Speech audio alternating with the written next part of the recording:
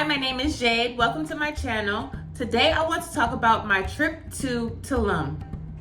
Now this is my second time experiencing Tulum. The first time I went on a day trip and I wasn't really impressed, so I decided to give it another chance. This time I booked an overnight stay just to see what it was about and see, what type of vibe it was giving. If you've never been to Tulum, first off, everything is about 4 times more expensive than it is in Playa del Carmen, which already is like, It took me about $7 to get there from the ADO and an hour on the bus, which wasn't that bad. The buses are really comfortable, which I appreciate. They put something on the TV and the hour goes by really. Once you get there, you take a cab to wherever it is that you need to go. Disclaimer, the strip, the boardwalk in Tulum is about 2 miles away from the beach. So if you plan on going to Tulum and, wanting to eat on the beach or anything of that nature, you're either gonna have to do it at a restaurant/resort, get a day pass, or you're gonna have to bring your food there because there are not many options once you get to the beach, which I'm glad on my second trip that I figured out the easy way.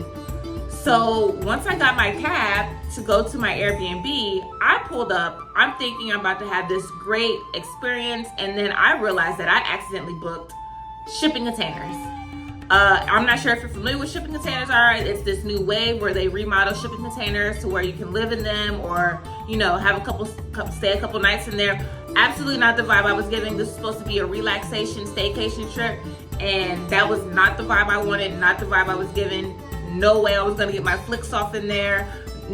Like nothing was happening in there. So I booked another place at the Ceremonia. Now, once I got to the Ceremonia was a vibe. It had pools, swim outs, trees, ambiance, rooftops. It was a whole vibe once I got there. I was so happy that I made the executive decision to book fast and book another room. So I absolutely love the Ceremonia. I have some footage of it. Very gorgeous property. I think that they are renting it out as houses and not the hotel as I initially assumed that it was a hotel, but you can find that out more on their page or anything of that nature. However, I did love my room, complete upgrade. Everyone was nice, staff was nice, receptive, and very accommodating, which I really appreciate, especially after being in a shipping container. So absolutely love it. Next, I wanted to go to the beach. Now, I was already deeper in the jungle than I had originally anticipated, but once I did order a cab and figure out what beach I wanted to go to, I had to figure out which beach resort I wanted to go to. So this is where it starts getting expensive because you pay $30 for a day pass, and then once you get the day pass, then you are probably gonna buy food there. They're not gonna let you bring any outside food, drinks, or things of that nature there. So then this is when you start racking up a tab. Again, since I live in the area, I'm kind of not in vacation mode. I'm just like, I just want to chill and get away from the hustle and bustle. So this is when you start racking up a tab, which wasn't necessarily a problem. I do enjoy the food there. I do enjoy a lot of the drinks that they have to offer. So that wasn't necessarily a problem. One thing I do love about Tulum is the beaches. The beaches are absolutely quiet. They're empty. I don't know if it's because of the area, but a complete 180 compared to Playa del Carmen, which I absolutely love. Like, if you come to Playa del Carmen, there's always families, kids. It's always a hustle and bustle on the beach, looking for a place to, put your blanket out at and all of those things. It's a full live beach where people are active and having fun. Tulum is definitely more relaxed vibes, which I can appreciate given what the trip was for.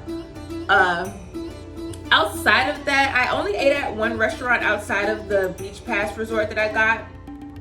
It's called La Brasseria, and I went there a few times. The owner greeted me. They were very nice. I liked the drinks there. The food was delicious. I got some salmon and some tacos, which I actually really liked, and no problems there. So outside of that, I didn't really do too much in Tulum. Again, I was just trying to relax, decompress, and just center myself.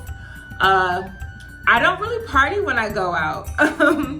I don't know. I've just never really been a party girl when I'm out in different areas. Hopefully I can change that, but not really a party girl. I do want to go back and see the cenotes.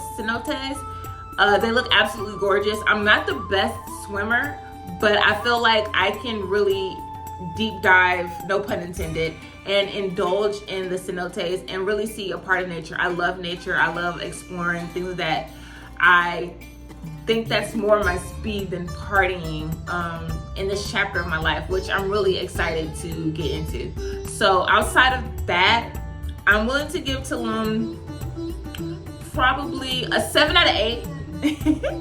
Only because it's like, why are you guys so expensive? Why are you guys so expensive? And it's only expensive because of what I'm used to in other parts of the country of Mexico.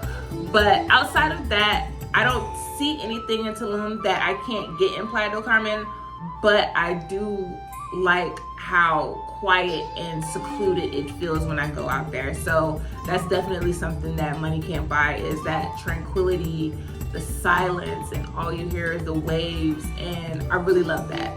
So I'll be back to talk more about that if I do go to visit, so stay tuned.